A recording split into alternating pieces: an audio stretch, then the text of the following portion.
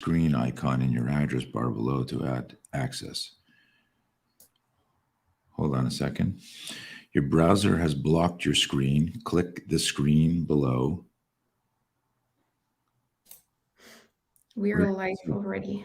It's okay. Hi, everybody. I'm having a little technological issue here. I might have to switch browsers really quick. Your browser's blocked your screen. Click the screen icon in your address bar. Screen.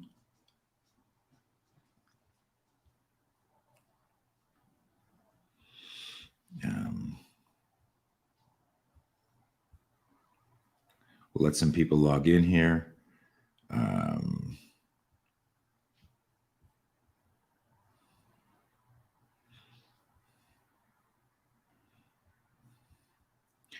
I can't do this.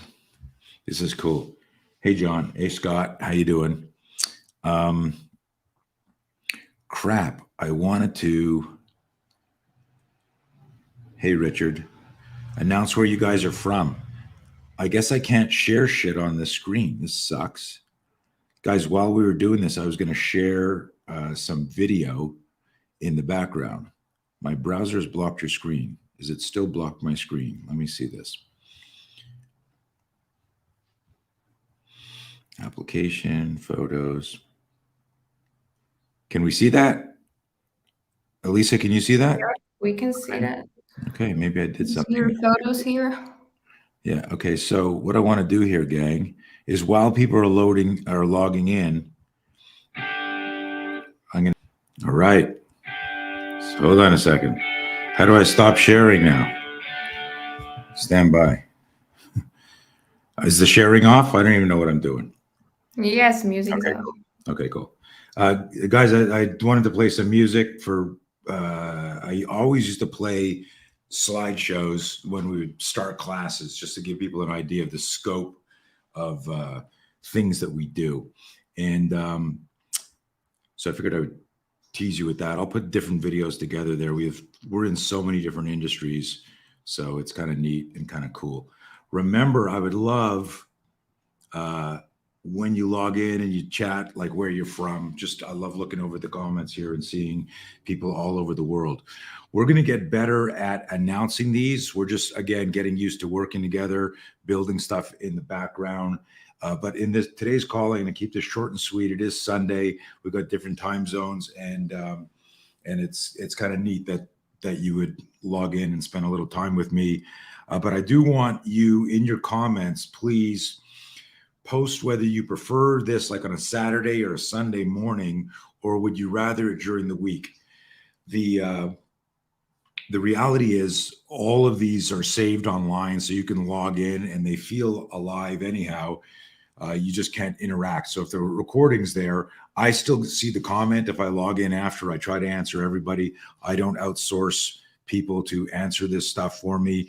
So when you actually get a thumbs up, a fist bump, a thank you, it's from me, not some robot or not some virtual assistant. What else did I want to tell you? So yeah, so even if you can't get to the live one and you see it posted, log in if the subject or the content seems of interest to you. And I want to keep that as interesting as possible. The difference between No Fear podcast and No Fear Live is the No Fear podcast is just me with one guest, and we're talking about a specific thing about that person. We are going to have special guests here, and I have a list over here of some of the people that I plan on getting on here. Pretty crazy cast of characters here, and I'm going to go through them right now. Let's start off with martial artists, and this is not a complete list, but Tim Larkin, Richard Norton, Marcus Torgerson, Shane Faison, Mark Cheng. There's a bunch out there. I'm going to security experts or people in personal safety. Byron Rogers, Yusuf, Mike Glover, Clint Emerson, Sonny Smith from Six Sight, fitness experts. And again, this list is just to tease you guys and what your appetite. It's not just going to be self-defense. If we can talk to somebody that we can learn something from, remember the whole No Fear mindset is this idea that as we evolve and grow and navigate through life, we will experience fear, and how we manage that fear is going to affect our trajectory. Fitness experts, Gunnar Peterson, Bedros Keuilian, Eric Goodman, Jay Ferrugia, Bobby Maximus. Again, I got 10, 20 names there. Other people, Rudy Reyes, Brian Callen, Stephen Pressfield, Michael Gervais, BJ Baldwin, Jack Carr, crazy people. Some business wizards I'll have on here. And some people I really dig in the they fall under this racist, toxic male men's movement title. That's a joke. But they're people that are really, putting out good messages just on behavior, and we'll go from there. So I want to tease you with some of the names on there and get going. And cool, just looking at the list here. Let's do. Let me. I got a question right away here. Sensei, can one claim to truly know fear if they take a gamble fart at a job interview? Not so sure what a gamble fart is at a job interview. I can guess that. I should have read this before I posted it.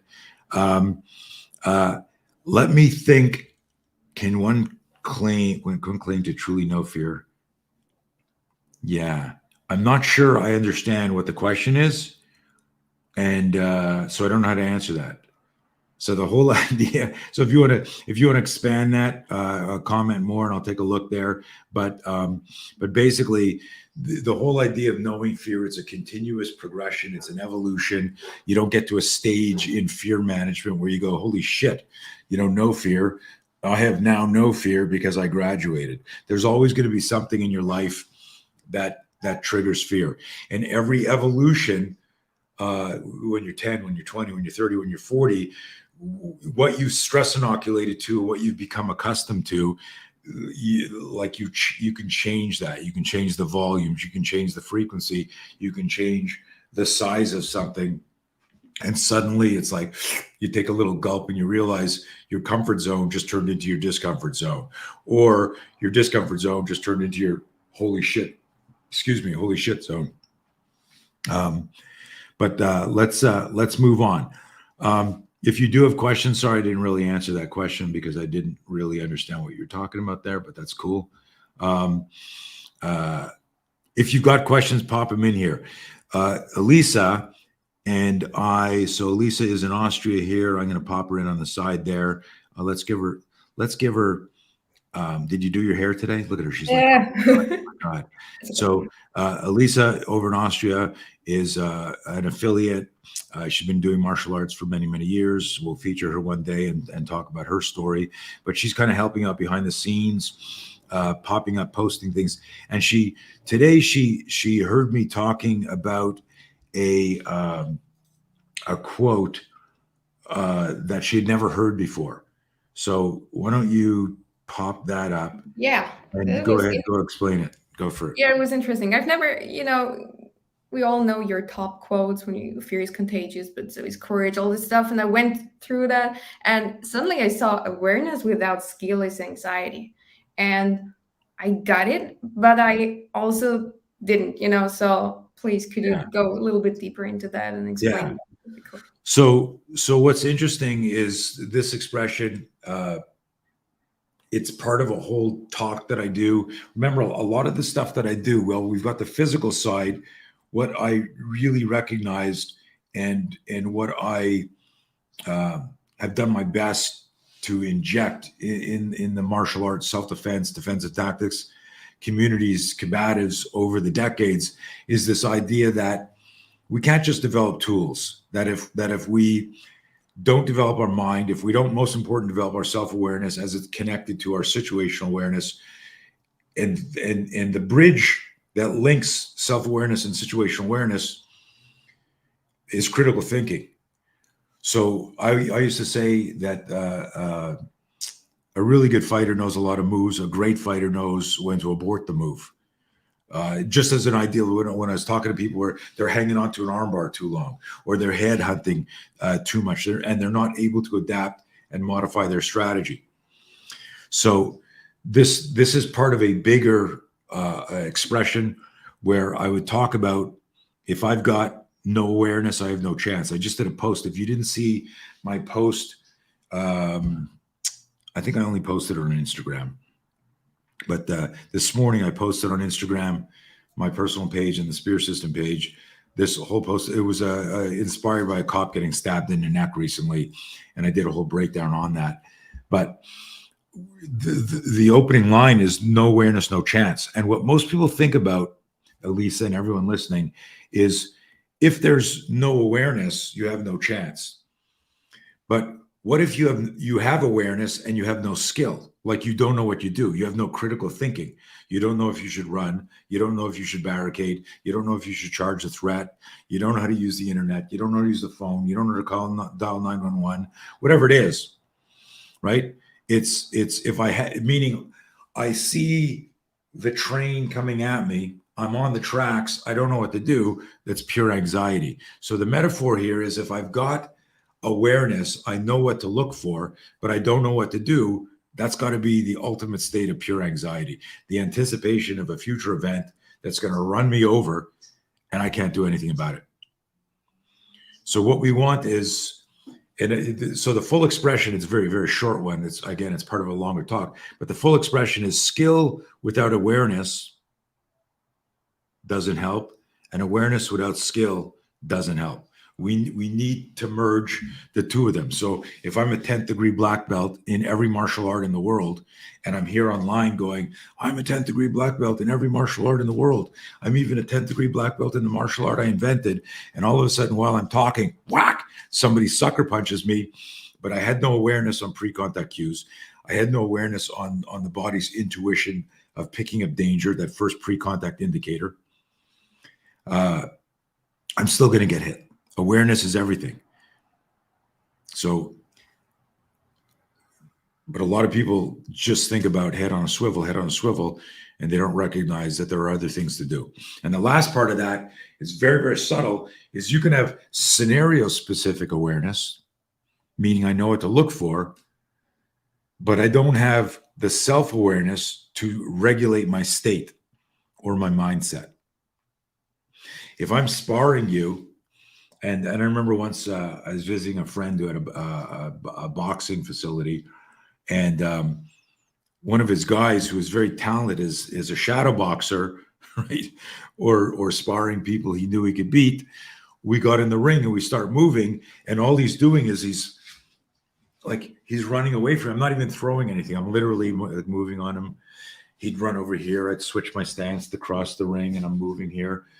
And I'm jumping around. At one point, I step back into kicking range because we're just boxing. And I say, hey, is whatever you're thinking about right now working for you? And he's like, what do you mean? I go, like, I haven't even thrown a punch. You're sweating. You're moving away from me. You're moving hyperactively in fear of anything I do. I haven't even done anything. And, you've already burned 2,000 calories and you're exhausted. Meaning his anxiety, his inability to regulate his state, meant he couldn't access his complex motor skills, all his boxing skills. So it turned into a very interesting conversation with him and his coach and the other fighters, because he had let my resume, oh my God, this is Tony Blauer, the fear of what was about to happen. And I am very mellow when I spar. I never appreciated people that tried to take your head off and stuff like that. My point being is, he didn't even have the awareness about state and self-regulation. He thought all it was if I just watch Blauer and keep him at the right distance. But he was so stiff and wooden. Had I opened up or started to move physically, I probably would have done pretty good. Anyways, does that help? Any questions about that? I know that was yours, Elisa. You didn't even log in. And then, does anyone from the audience who's listening have a question or thought about that story, about the line, awareness without skill is anxiety? If not, rock and roll. Post your questions or comments about anything. We're only going to be on here maybe 30 to 45 minutes. Elisa, you got another one?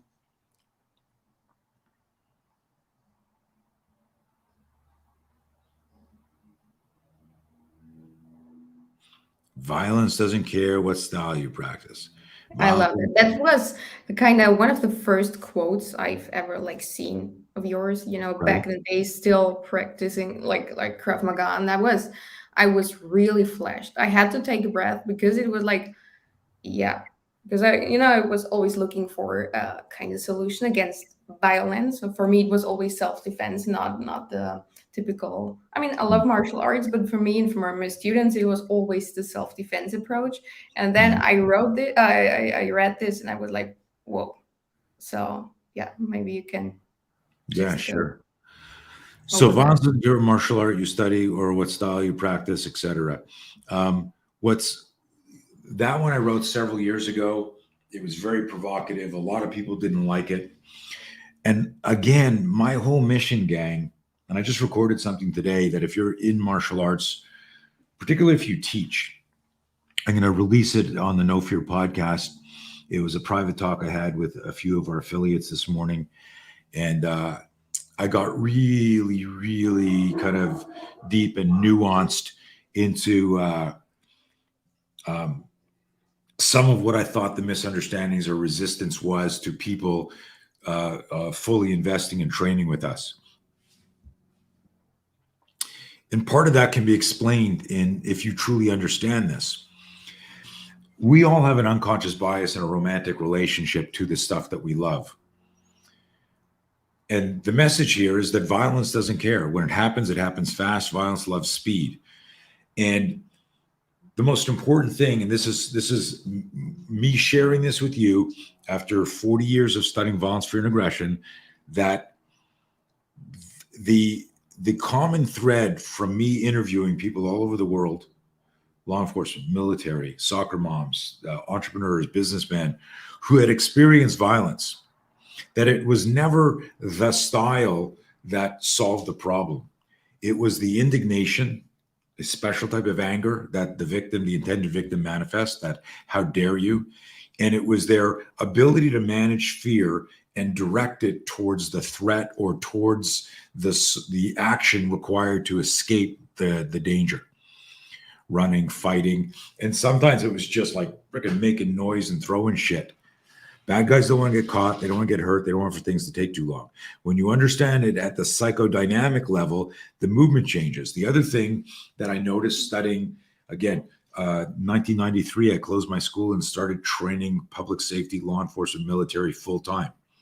And so over the years, every single one of my students, for the most part, fought real bad guys who were either trying to escape or trying to hurt them. So this isn't the knock. Don't misread this.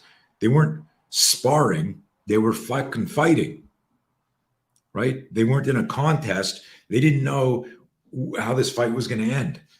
Was this, pulling a guy out of a car suddenly going to turn into a gun grab, into a death match?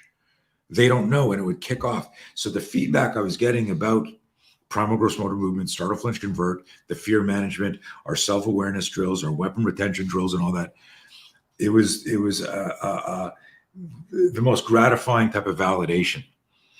And all along there, as a pseudo martial researcher, scientist, so to speak, I would always interview people in the sense of like, what did you do here? What were you thinking here?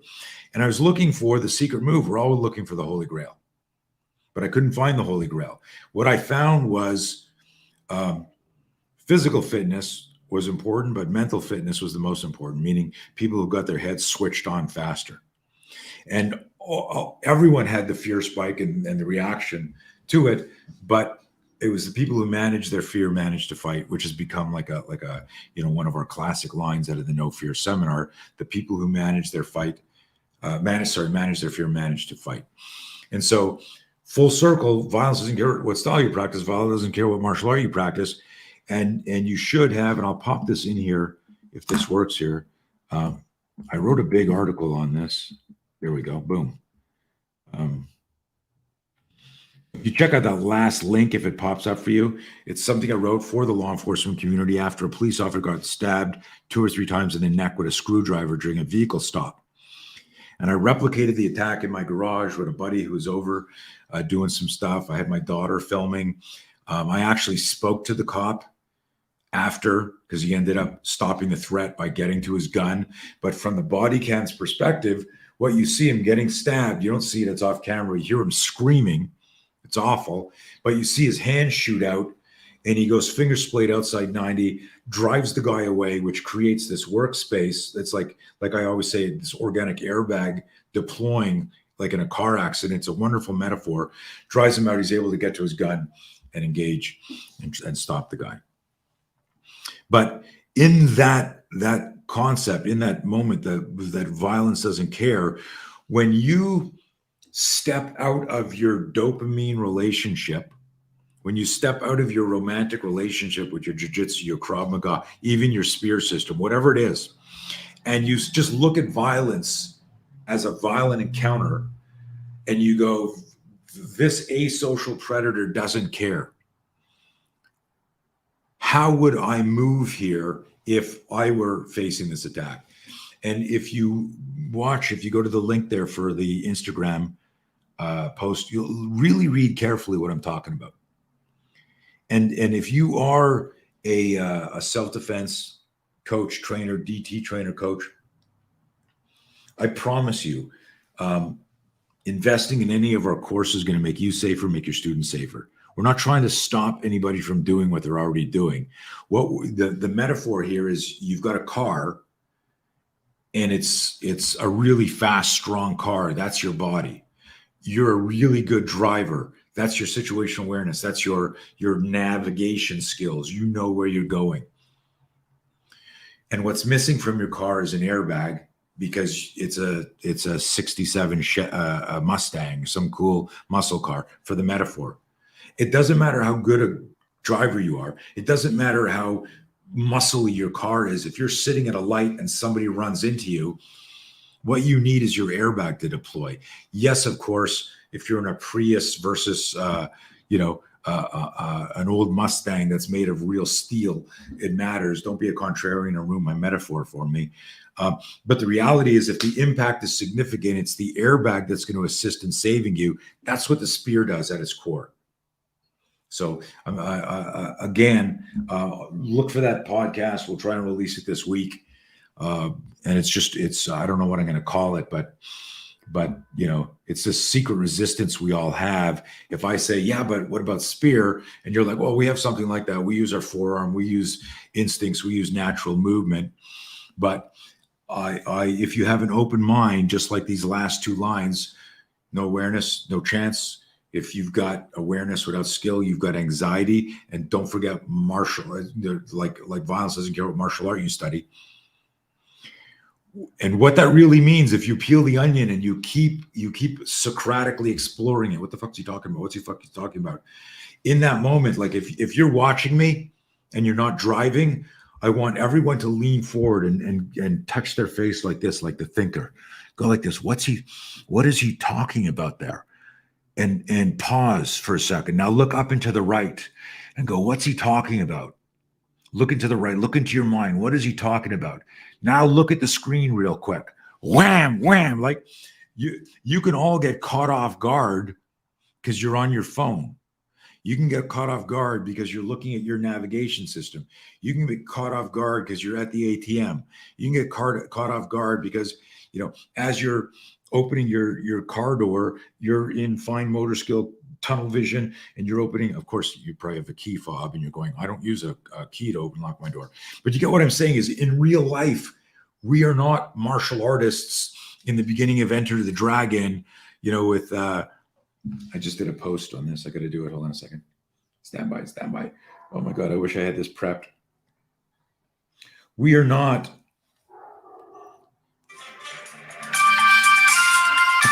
It's at the beginning of Enter the...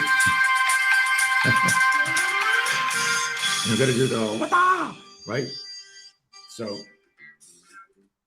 that was a couple posts back on Instagram. But a lot of us as martial artists, we think that's what it's going to be. We're going to know who our opponent is. We're going to see him coming from a distance. We're going to stand up and do this, get our legs ready and get into a stance. We don't realize that we got our phone in our hand. We're going taxi when someone runs up and sucker punches us, or we turn around. Anyways, real life happens fast, and that's what that's about. Okay, Elisa, let's do one more. Do you got one more there? Of course, let me pop it up. And Any questions, guys? Nobody's asking questions. Come on. Don't be shy. so the next one, when I started, it's I mean, there's the classics. You can't be brave if you're not afraid. It should be like a tattoo, even. I like that. Yeah. So on this one here, you can't be brave if you're not afraid. I mention that all the time, and like I think this is a super important one for all of us, especially. And I think I said this in the last call, but I never told anyone I was afraid about anything, like until I was, in my 50s. I talked about someone, I spoke about fear and I talked about fear, but in stories, I'd say, yeah, I was scared as an athlete, but I never, growing up as a young athlete, said to a coach, said to a mentor, said to a teacher, said to one of my parents, I was really afraid, or I am really afraid to do this. And that affected so many things because it compounded the fear. It compounded the fear because not only was I afraid to say I was afraid. And so now you're hiding the fear. So you're expending some energy to maintain a facade of, yeah, everything's cool. How do you feel, kid? Like I remember my ski coach when I was terrified in that big race that I talk about a lot in the podcast. I remember my ski coach saying, hey, how do you feel, kid? And I lied to him. I said, I'm great, coach. But I was scared shitless. And had I thought it was okay to talk about fear, not in a milking, manipulating the situation, just being truthful. Had I thought it was okay, maybe I'd have said to him, hey, coach, I'm fucking nervous as shit. Maybe he'd have pulled me aside, put his arm around me, and coached me a little bit. And I would have won some races. But I could never hit that flow state because I was always worried about falling, worrying about letting down the team, learning. And you've heard the story before. But the big epiphany, and this is what launched the No Fear movement, is this idea that in life you're going to be faced with a challenge that's going to put you in the fear loop. And it doesn't mean you're like this. It just means it's challenging you. And if you don't know how to redirect that energy into the task you need to perform, it will affect how you perform it. It's that simple. It could be public speaking. It could be selling. It could be parenting. I can give you a million examples. And I'll tell you what's really exciting and interesting is as my business has grown and as it evolved, doing these No Fear seminars. Last week, I did it for a group of women, a worldwide group of women. And it wasn't just for self-defense. It applied to relationships. It applied to parenting. I've done this for employees, sales teams, entrepreneurs. It's amazing because the stimulus is the same. And therefore the physiological response is the same. Whatever the stimulus or stimuli is irrelevant to me and the system. And that's the cool thing. I don't want to spend too much time on this because that's like a whole other call.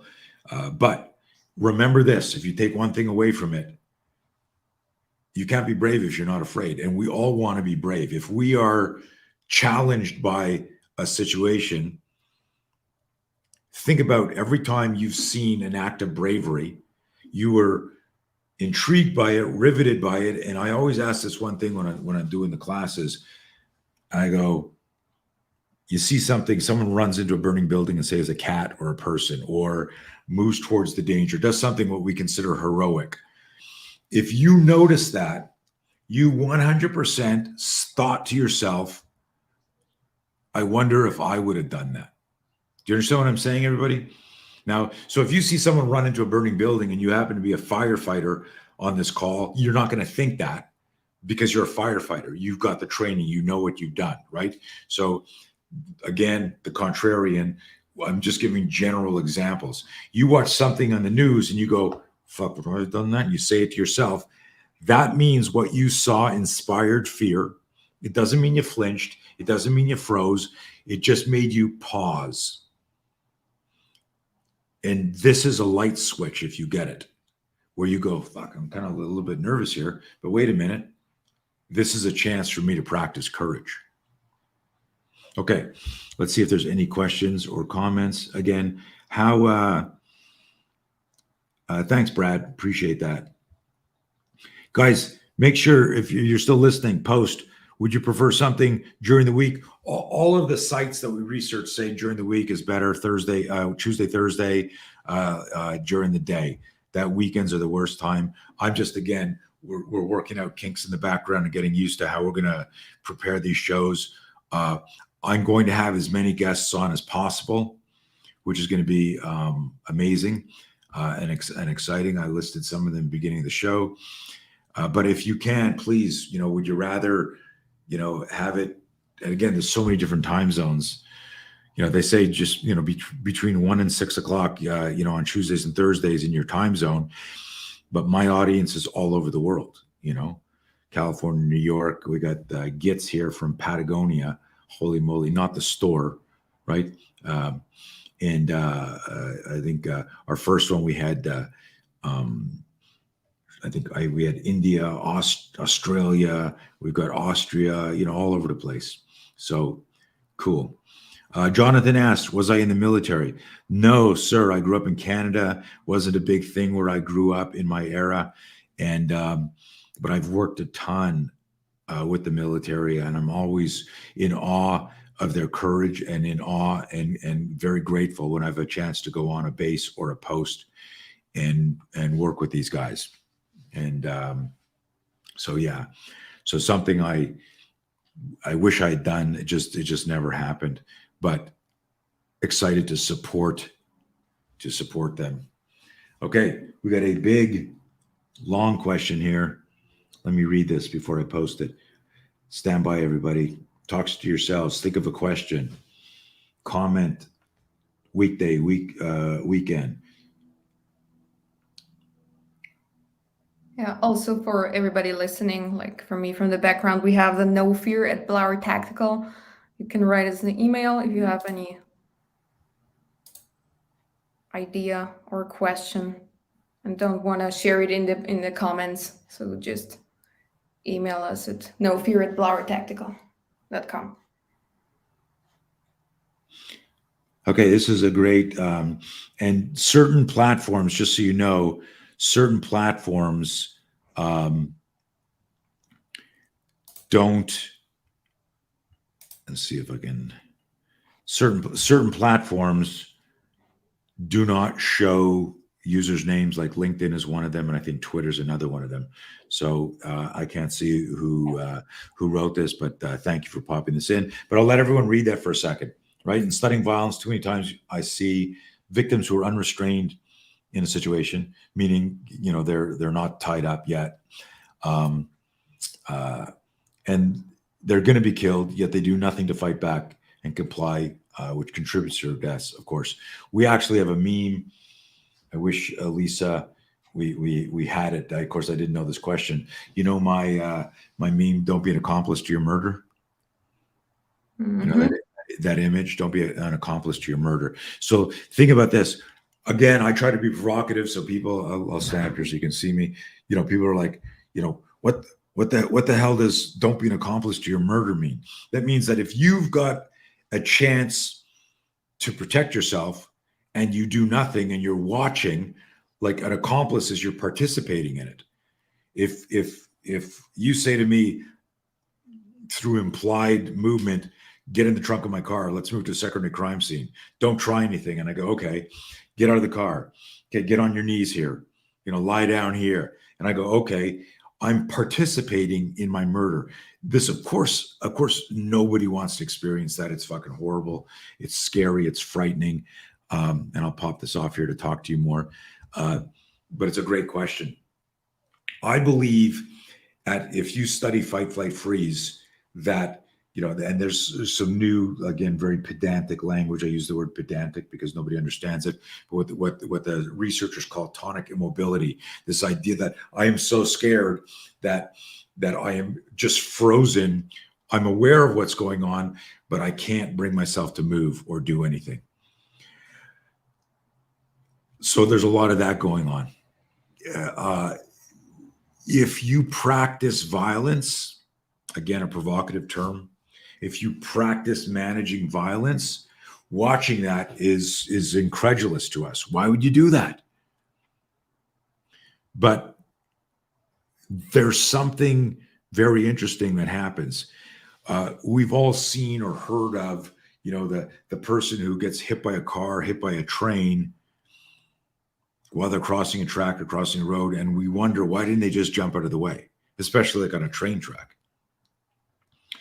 But that deer in the headlights moment, right, where you go, fuck, right, that's where in the behavioral sciences of fight, flight, freeze, that's the freeze response. How do you thaw the freeze response? I just made the word up. Obviously, you're not thawing anything. But how do you thaw the freeze response as a visual? You can only do that by managing fear. Those who manage their fear manage the fight. The mind navigates the body. We need better control of our mind. Hopefully that makes sense. So, why do you think victims in these situations comply? I don't think they're complying. I think they're frozen with fear. I don't think they don't see an out. They don't see an option. They don't see an opportunity. And this is what another thing when I say violence loves speed. When the apprehension, the captor moves so quickly, and they're like, oh fuck, I can't do anything. There was just a picture I shared the other day of one or two or three Nazi soldiers like loading people on trains, hundreds of people at a time. And if you look at that, like those guards could have been overrun easily. And nobody thinks to do it. At a certain point, you get conditioned. You talk yourself into an alternate reality as to where you're going or what's going to happen. And you see that now. I don't know if I can say MASSPSCH. How do you spell psychosis? Right? The whole, I don't want to say it and get this fucking blocked or banned, but like half the world has been hypnotized. I might have just lost some of you right here. Oh, fuck that shit. I had somebody on Instagram just post this. I don't know if I can find it here, but I'm not going to bother it now. But it was, I posted how this, I'm trying to say it a different way because I know the algorithms pick up words. So I'm going to fucking not say it. But this formation of hypnosis type-ish stuff related to that, these doctors said it exists, but then the news media said it doesn't exist. So it was classic, right? And I posted that on a post recently about fear. And then someone goes, I'm unfollowing you. Now I know all of your stuff is bullshit. And it was like, tell me you don't suffer from this without telling me you don't suffer from this. It's just ridiculous.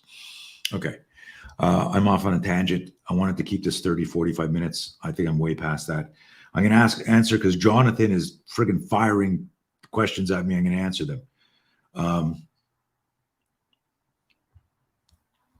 Jonathan asks, how did you come up with the spear system? Any martial art experience? How experienced are you?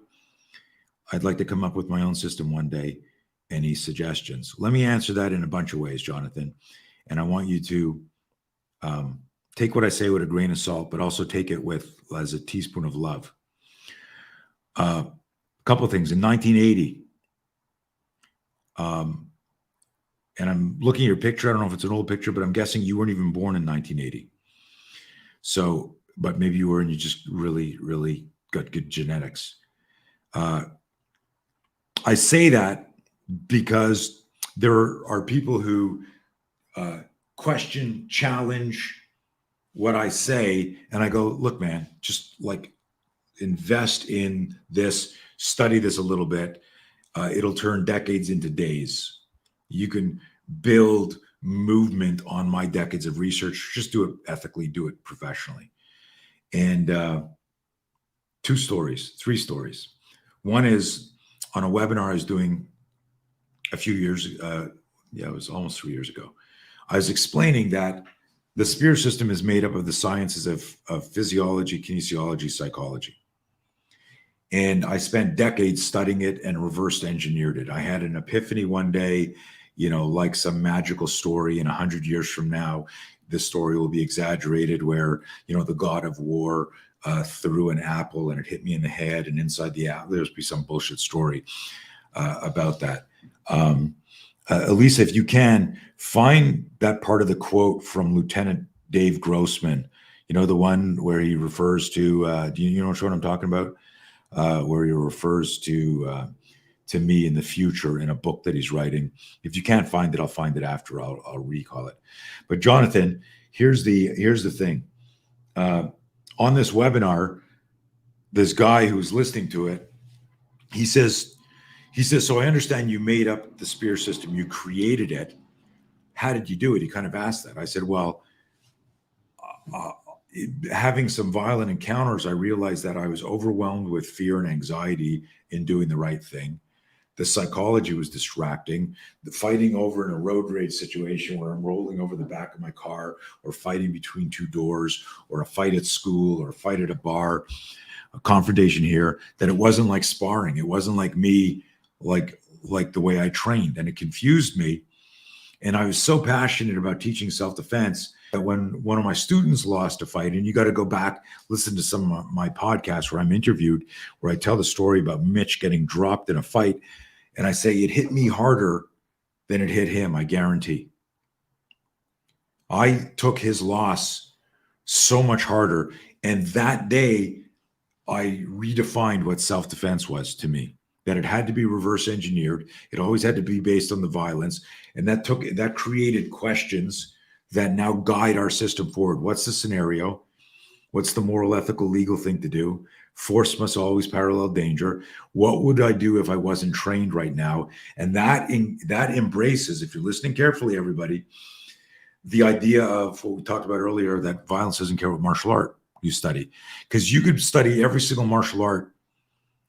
So let's say there's a kung fu, the joke, like a Jew, a rabbi, and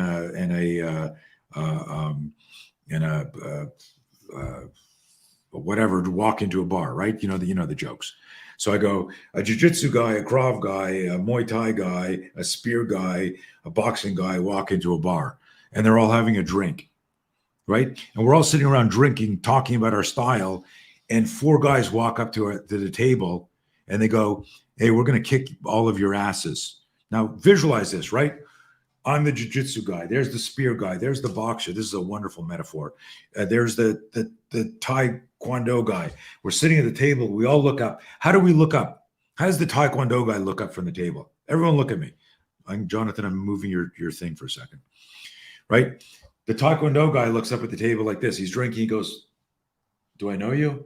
The jiu-jitsu guy looks up at the table like this. Come on, man, you serious? The boxing guy looks up at the table like this. What the fuck? The spear guy looks up at the table like this. He's a little bit better of a nonviolent posture, but joking. But now all 4 guys go, fuck you, and they jump us. The jiu-jitsu guy goes, whoa. The Taekwondo guy goes, yeah. The spear guy goes, yeah. The jiu-jitsu guy goes, yeah, right? We all flinch. And if we weather the ambush, then we maybe suppress the violence or control the violence with the martial art of our liking. So I recognized all this. Now remember the story I'm talking about. Back to Jonathan's question. Here's this guy on the webinar, and he says, so how did you come up with it? I explain this, and he says this. He says, so you made this up using these sciences. I go, yeah. He says, so anybody could do it. Anybody could do it. Now, he wasn't being a dick, right? It wasn't like, so anybody could do it. It was like, so anybody could do this. And I said to him, yeah, I suppose anybody could do it, except I did it. I was first to market. If we're talking business and trademark and IP and all that, I figured this out in the 80s in a way that was formulaic, that allowed other people to do it. And he said something else where, like, so I could do this on my own. And I said to him, Jonathan, I said, how old are you, sir? He said, I'm 50. I said, well, at the time I was like, let's say 40 years in. I said, now that you've heard it, and you should research this. Another quote on my website from a superintendent in the UK who talked about people who said they could have figured out the spear system and they could have come up with it. And that's a reason to not study it or embrace it or be an ambassador of the spear system, the human weapon system, a system that weaponizes the startle flinch. Because a lot of people want to, and that's why I said, Jonathan, take this with a grain of salt, but also with less a teaspoon of love, is why do you want to come up with your own system? Don't answer that here. Meditate on that. It's like I give you a wheel and you go, I want to come up with my own wheel. And I go, but I already invented the wheel. Why don't you just use this wheel? Go, no, I want to be known as the guy that invented another wheel. Right? So you got to make sure that you see something different or a need to improve the wheel. Otherwise, what you're doing is cosmetic. And here's what I said to the guy, and I hope you appreciate this. I said, sir, you're 50 years old. Let's say you get off this webinar now. You don't affiliate. You don't train with me. You don't use any of my intel, my research, my systems. You don't use anything. You go, I'm not listening. And you go embark on your own. I said, I'm a pretty fucking smart guy and I'm obsessed. At 3:30 this morning, I was up working on the article that I posted on Instagram today. Had an idea, had to write it at 3:30, not 6:30, not Monday. I had to do it Sunday at 3:30 a.m. I said, I'm obsessed with this stuff. So let's say you're as smart as I am, sir, and as obsessed as I am, and you now get this idea of blending the sciences of movement and psychology and neurobiology, and you'll come up with your own system. Fantastic. Go for it. Make the world safer. Join the party. I said, it'll take you 40 years like it took me. So you'll be 90 when you have a product that you want to take to market. You want to wait till you're 90 to fucking start teaching people and training people? I said, you could fast track it. I've got hundreds of affiliates around the world. Every single one of them is a martial artist, an expert in another martial art, who saw, not that something, this always comes out negatively and makes people defensive. You got to listen to this podcast I'm going to release.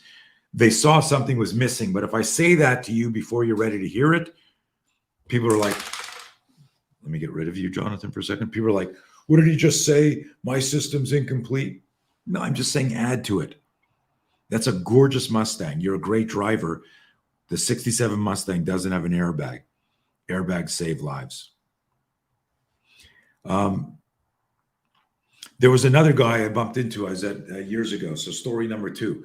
I'm in Black Belt. I'm in Valencia, California, where Black Belt Magazine's headquarters used to be. And I'm in a bookshop. I'm there to do a day early. I'm there to do a magazine shoot. And this guy recognizes me. It's so cool when people recognize me. They want a photo. They want an autograph. I'm like, holy fuck. Like I made it. People are recognizing me in a bookstore. And this guy says, I'm going to get certified with you one day. I said, great. He said, I can't wait. And I can't wait to put my own spin on your system. And I looked at him and I said, like, what kind of spin would you put on it? He says, I don't know, just like my own spin. I said, well, let me tell you, you will never be accepted because everyone has to write an application. Now that I know your name, and he had introduced himself, I'm not interested in having you on our team as part of our community. And he's like, why not? I said, because you wanted to put a spin on it before you even studied it. How do you know you're not going to go, oh my God, this is the Holy Grail? You might come up to me after and say, this is great, but I'm a bit insanely mad like you and obsessed. What do you think about this, Coach Blauer? And I might go, and I've told you, go to talk to any one of my affiliates. And I say, if you come up with something unique that I think has value, I will name it after you and we'll teach it to everybody. Jonathan came up with this amazing fucking principle, guys. Let's share it worldwide. But the idea here is that the metaphor is that it's the pressure of the insights that produced that one new idea. It didn't spring into, didn't manifest without the pressure of being inside the spear system. It's very subtle. And I think I had one other story about that, but I can't remember what it is right now. How'd you come up with the spear system? I talk about that all the time. And how experienced are you? Experienced? I don't know what you mean by experienced. Is this like is it Purple Haze by Jimi Hendrix? Are you experienced? Is that the line from it? If that's what you're asking, how experienced am I? I've been studying violence for 43 years. I've been a martial artist for 50 something years, right? So, I know lots of people who've been in lots of fights who can't teach. I know lots of teachers who've never been in fights who can't teach. I know lots of teachers who are great teachers and can't fight. My relationship with everybody is as a coach. And I've had people say to me, what would happen if you and I fought? And I've had people in military, law enforcement, challenge an observation at an intelligent level. And I go, look, I'm not your bodyguard. It doesn't matter what I can do. Are you better because of our session? Are you better, therefore safer? Are your students safer? That's all that matters, right? But it takes an element of maturity and wisdom for people to understand that, right? I don't know who the fastest person in the world is, but I used to say I could teach Carl Lewis how to run faster. I just can't beat him in a race. But it doesn't mean I can't run, right? So, it's just knowing which hat you're wearing. I train. I know that I would fight and protect my family. I know that I have the option to be a courageous bystander. But my main role, for the last 43 years is training trainers in a responsible and realistic approach to managing violence, and also my personal students. Jonathan, your second question, I answered it indirectly, and it's cool. I dig it that you're asking the questions, and I appreciate that. Go dig into all my old podcasts and just start consuming our stuff online. And I will tell you this: if you can afford it, get my foundations video. Our foundations video. Maybe Elisa can pop the link in here.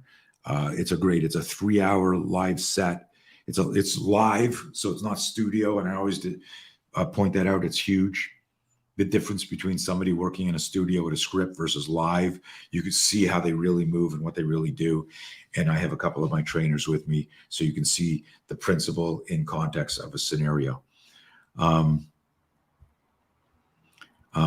Brad adds here, I think it also depends on the situation. If you have no way of escaping, then I think some people think it's easier to die an easy death. I'll add that here. That's an interesting thing. I'll I'll let everyone read that. This goes back to that post earlier about, you know, why. Oh, LinkedIn just posted your name here. This is great. So it wasn't posting before. So I think some people think it's easier to die an easy death than to fight back where more pain could be inflicted. If there is a way out, then I think people do freeze, as you're saying. Yeah, I agree. Listen, at that point there, you know, oh, that was the other thing I wanted to say to Jonathan, something I said in Black Belt Magazine in 1980, where I said, our approach to self-defense takes into account what type of body type the person is. Are they ectomorph? Are they a mesomorph, as an example? What is their emotional, psychological maturity? Where do they live? What have they been exposed to? You know, people have you grow up on the street. Your situational awareness is different than somebody that grows up in suburbia. All of these are factors, but what I said, what unites every single one of us is our physiology, our kinesiology, and then psychology is always the wild card. So I've been saying that for decades. And what that means at the theoretical level and practical level is that there could be and should be as many self-defense systems at play in the world as there are people practicing self-defense. So if 100 people study the spear system, there will be 100 mutations of the spear system based on whether they're 20 years old or 50 years old, scar tissue, injury, used to wrestle or play football, never did a contact sport. That's what's cool about the spear system, is it just augments your safety regardless of who you are, but then you're kind of developing your own self-defense approach. Don't confuse that with permission. my on the fringe entrepreneurs, I'm not giving you permission to steal our IP and start your own business. I'm saying that you can incorporate our system and develop your own self-defense system using it. So that's kind of neat. Cool, Jonathan. 1995, 27. I don't know if I should keep going here, but there's questions, so I'm going to keep asking. I'm going to do this while we got questions here and feature them. Alejandro, how would you approach the lack of understanding for self-protection? Wow, I don't know. Guys, do your best. I know some of you, I can tell you're writing in your second language.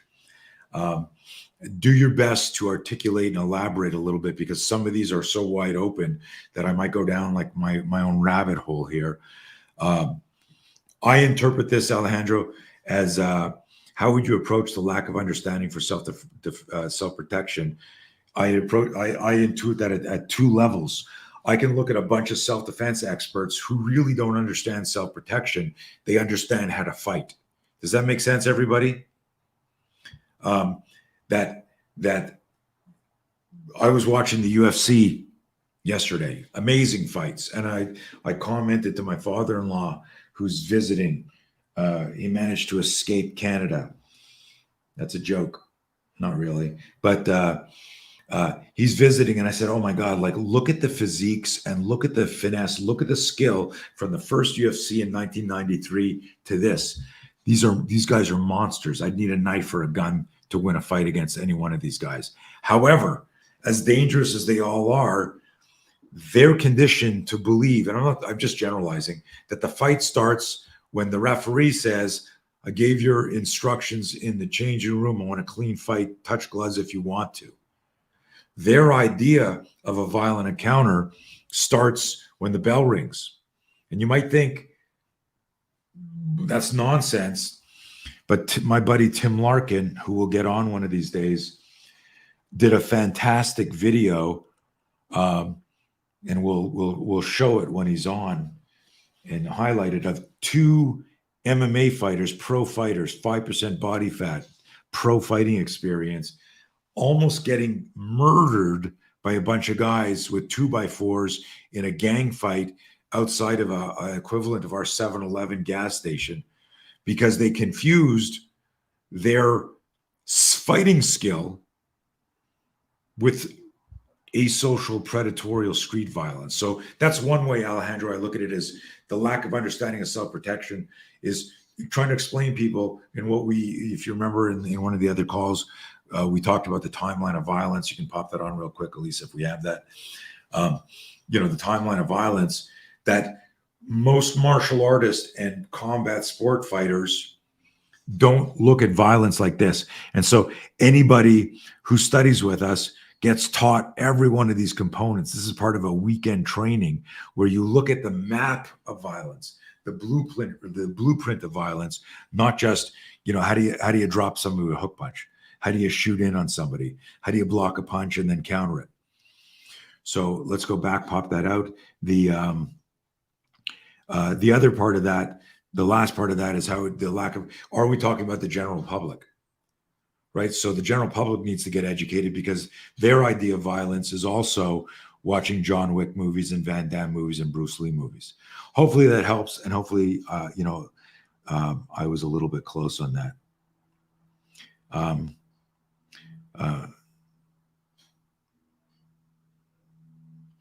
Wade, thank you for this. At first I started to read that and went, oh, is he talking about me or you're talking about the other guy? I appreciate that, Wade. It makes me feel good. I've been burned a bunch of times by people who've ripped us off over the years.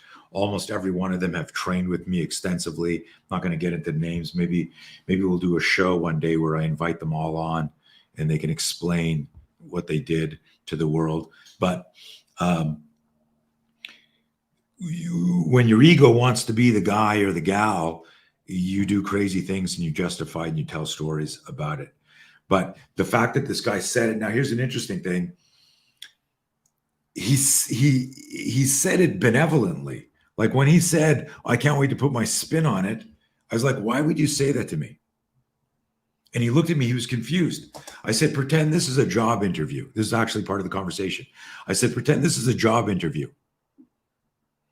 And I'm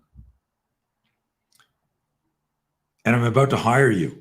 And I go, I'm hiring you for this specific role, and maybe you'll grow into a bigger role in the company, but I'm hiring you as a marketing director or as in the accounting or in sales.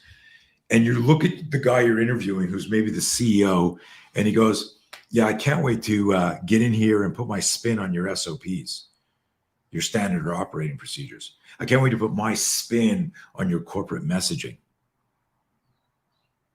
Like, you would not get hired. That is not the time to say that. So you're right, Wade. It was overconfidence, arrogance, insecurity, ego. It's interesting. And your last line here, uncovered what's in all of us. That's what I fucking that's what wakes me up at 3:30 in the morning, is you are already, all of you on this call are already human weapons. And if you're truly into self-defense, you need to ask yourself, can I be safer? What am I not looking at? And if you do that, you will get safer, because now you're the archaeologist digging for more answers. Because of my student getting his ass kicked, got thrown into this hole where I started digging right away, because it pissed me off so much that I hadn't prepared him. But I knew in that moment, if you hear the story, it was like the god of self-defense hit me with a lightning bolt. We teach self-defense wrong, I said, as a 20-year-old. We teach self-defense wrong. I was talking about all of us. And if I said that as a 20-year-old, that was arrogant and grandiose. But I just put my head down and just kept working. Every fucking day, I thought, I wrote, I trained, I tested. Every single day since that day in 1980. So for 40 years, I've had one conscious bias, not unconscious bias. Facebook comments. I'm looking at comments. We have an issue with Facebook. I cannot see the live stream, so I'm trying to find it. This comment was from Andy Prisco, like LinkedIn user. He's saying check the Facebook comments. Yeah. I'm getting there is Facebook an comments issue here. I'm getting a few, but not really. Sorry for some reason there's a glitch on StreamYard today. We'll let them know, but I'll pop onto Facebook after and check it out. LinkedIn user, find Mitch Joel. One of my students, is that who we're talking about? I can't see the name, so I would know if it's Montreal or not. Yeah, I'll get Mitch on the show. Jonathan asked another question. How do you know what's effective and what isn't? And learning experience. He goes, because I don't want to waste my time and money. Jonathan, I answered that 20 minutes ago, dude. Spend a month in the garage gym with me and the team. It costs you $97. Get the foundations tape. It's 3 hours long. I think it's on sale for $99 if you go to our bio. Spend $99 and get 3 hours of drills, like I don't know how many fucking drills and principles, and you'll know if we're full of shit or not. So, I mean, you may not be ready to hear and see. There's lots of people that sign up and go, oh, there's too much neurobiology, too much neuroscience, too much scenario talk. I want to learn how to fucking punch, right? So it depends where you're at in your journey. Okay. Unfortunately, I can't see unless, Elisa, you go onto another, open another browser bar and pop onto a Facebook stream, because we're streaming on 3 Facebook channels. Yeah, but there is no stream, so there must be any glitch. I don't see it. I tried There's to no find stream. No. It says it's streaming here Yeah. That's bizarre. Okay, so we're having a Facebook glitch today, guys. What I'll do is I'll do a screenshot of this. Gang, if there's no more questions, I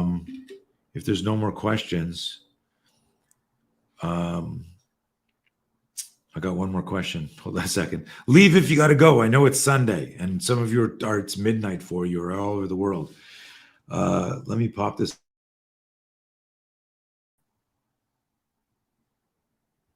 Jonathan, I'm going to book you. I'm going to send you my one-on-one link. Here's my one-on-one link, guys. You're not going to like this.